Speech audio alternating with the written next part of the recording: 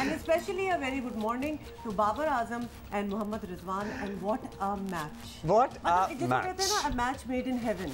हाँ, match made in heaven. Match made in heaven हुआ। और वैसे इन दोनों को हमेशा से आपको पता है जब भी इनकी जोड़ी चल जाती है तो फिर match made in heaven he हो जाता है। लेकिन जनाब क्या ग्राउंड के चारों तरफ पहले इंग्लैंड ने भी लाठीचार्ज किया, लेकिन उनकी तो चले विकेटें भी गिरी ना, हमारी तो कोई विकेट भी नहीं गिरी। और उसके बाद बाबर और रिजवान का लाठीचार्ज ग्राउंड के चारों तरफ, तारीखी शानदार फतह, माशाल्लाह। डिसाइसिव किस्म की विन होना कि वैसे बाय द वे 200 हमने कैसे बनाने दिए इंग्लैंड को, इस पे भी हम बाद में बात करेंगे। अच्छा, आपका माइक जरा हम ठीक करेंगे। मीनवाइल वैसे ही हमारा दिल नहीं कर रहा था कि आपकी हमें आवाज़ आए सुबह सुबह, ठीक है। लेकिन हम आपको बता दें कि बाबर और रिजवान की शानदार रिकॉर्ड तोड़ बैटिंग की बदौलत पाकिस्तान ने इंग्लैंड का दिया हुआ 200 रन का पहाड़, पता है क्या, मेरा थोड़ा सा दिल जो है ना छोटा हो गया, थोड़ा सा क्या, मैं I had almost lost hope जब 200 रन का हदफ दिया गया ना।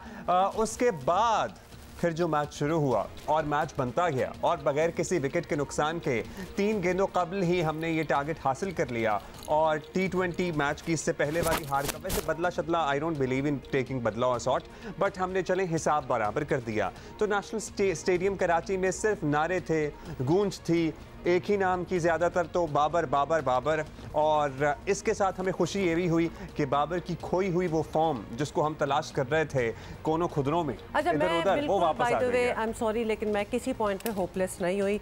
यस, आई डिड फील कि टारगेट बहुत बड़ा था। एग्जैक्टली ना, सो उस वक्त जब पहली इनिंग्स हो रही थी तो आई डिड फील कि ये 200 तक बात पहुंची कैसे, और उसके बाद थोड़ा सा दिल में खौफ तो आया, लेकिन फिर जल्दी समझ आ गई कि आज इट इज़ बाबर्स डे और Babar is going to make a century out of it. And एक तो सेंचुरी बनाना होता है और उसके ऊपर से मैच भी जीत जाओ तो वो तो बल्ले बल्ले हो गया।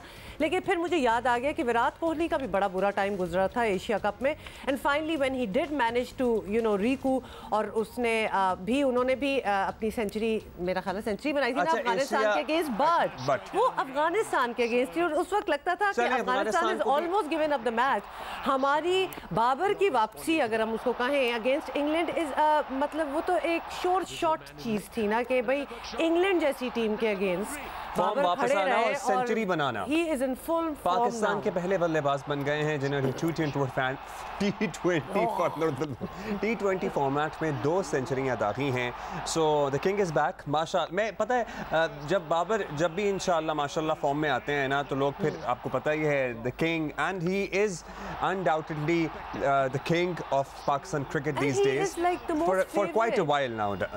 सच बात ये है कि हम सारों ने, when Babar was not performing, एक उनका डाउनफॉल अभी कुछ अर्सा पहले तक आया हुआ था, लेकिन उसमें भी किसी ने गिव अप नहीं किया on him in the sense कि when you are so good, मतलब जितना ये दुनिया के बेस्ट बैटर हैं तो उसमें कुछ थोड़ा सा लल आ ही जाता है। And I am so glad कि उस तरह वरना हम काफ़ी क्रिटिकल भी हो जाते होते हैं।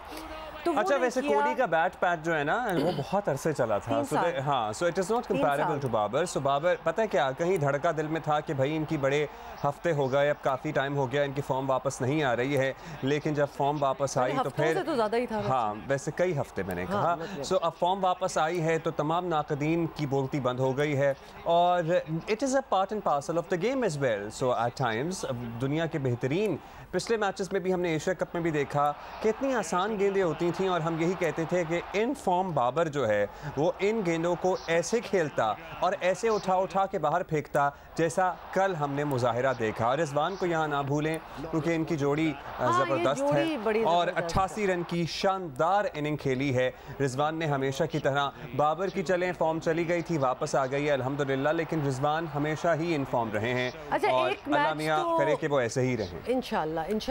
There is no turning back now, इंशाल्लाह बिल्कुल ऐसे ही रहें और वर्ल्ड कप भी आगे आ रहा है तो उसमें भी इसी तरह चलते रहें।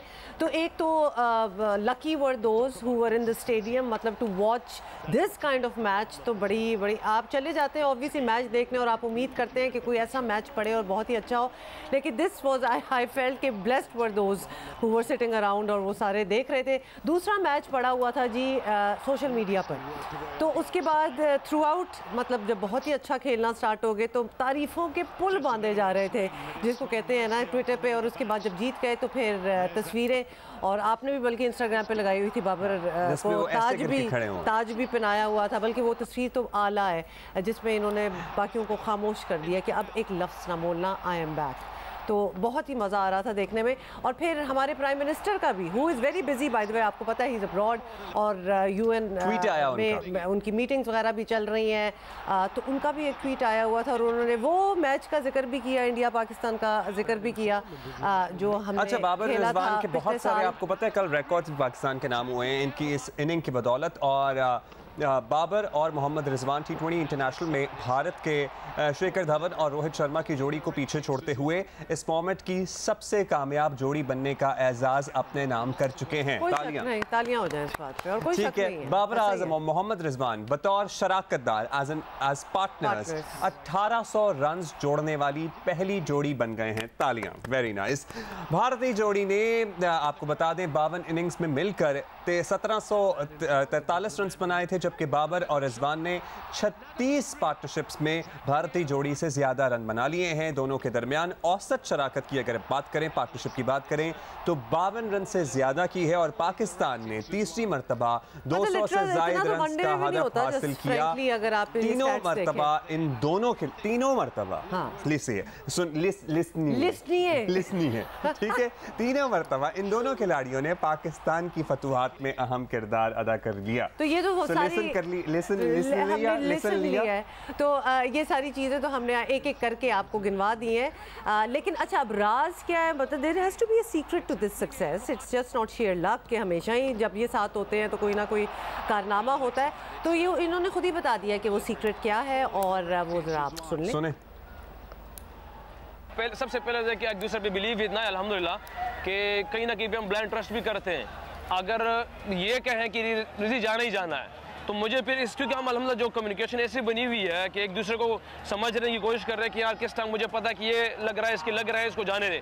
जैसे अगर इस पूरी इनिंग्स में देखा जाए, एक टाइम तो शुरू में मेरे लग रहे थे, फिर एक टाइम गैप आया कि इसकी लगने शुरू हो गई, इसके बाद अल्हम्दुलिल्लाह फिर पार कर गए सारा। हम सिचुएशन के हिसाब से चलते हैं और कोशिश करते हैं कि पार्टनरशिप बिल्ड करें और हम ऐसा स्टेज सेट करके दें अपने मिडिल ऑर्डर को कि उनको कोशिश हो कि उनके लिए आसानी हो। तो हमारे हाथ में यही होता है कि अगर हम पहले 10 में हमारी प्लानिंग होती है कि हमने 80 या 90 करना है, तो उस हिसाब से फिर हम चीज़ें को आवर टू आवर प्लान करते हैं कि हमने किस तरह एग्जीक्यूट करना प्लान्स को, किस आवर में हमने चांस लेना, किस आवर में नहीं लेना। अगर एंड तक भी गए तो हम 10 से 15 हर ओवर में ले सकते हैं। तो वो इसीलिए जब आप सेट होते हो तो वो आप एंड में फिनिश कर जाते हो।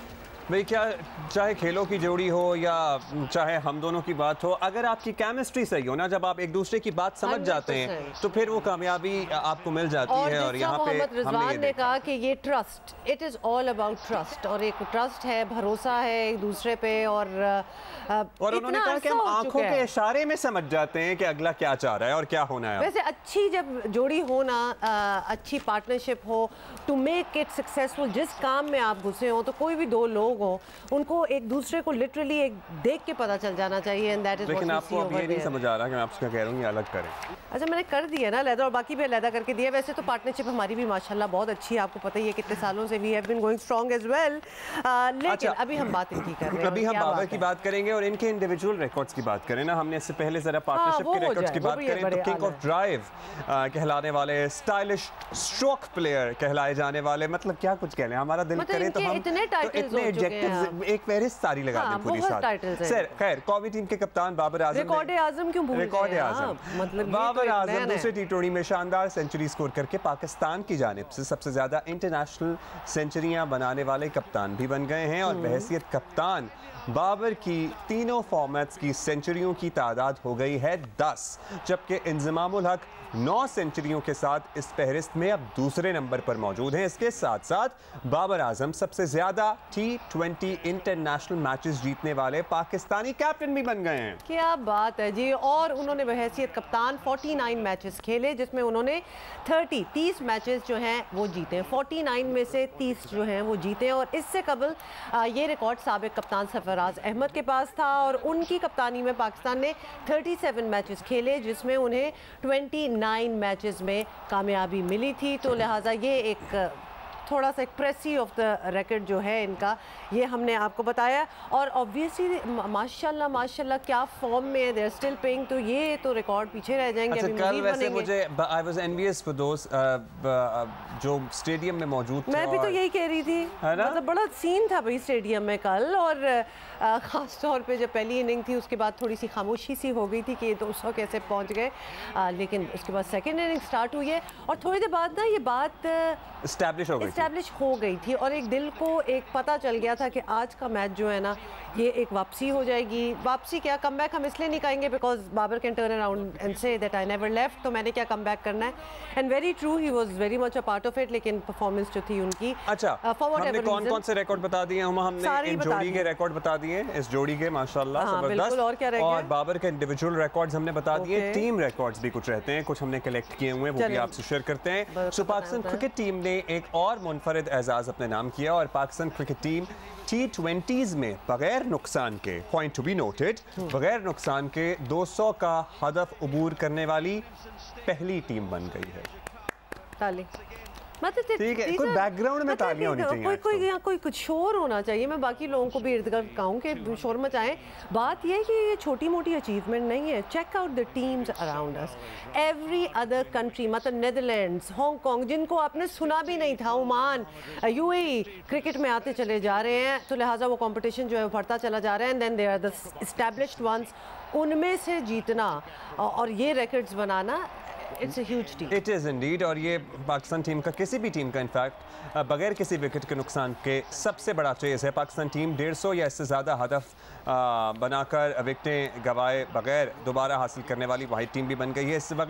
इससे कबल बगैर किसी नुकसान के सबसे ज़्यादा बड़ा हदफ जो हासिल किया था वो था 169 का, जो न्यूजीलैंड ने अबूर किया था। और पाकिस्तान ने गुज़श्ता बरस T20 वर्ल्ड कप में इंडिया के खिलाफ बगैर विकेट गवाए 152 रन का हदफ, वो भी हम नहीं भूल सकते। मतलब वो कैसे? So 152 for 0 and then 200 for 0। हमारे वज़ीर आज़म ने भी वैसे यही ट्वीट, हाँ ट्वीट भी यही थी उनकी। मतलब that is something that we will never forget and we will never let anybody else forget either. तो अच्छा जी, तो याद दिलाते ही रहेंगे।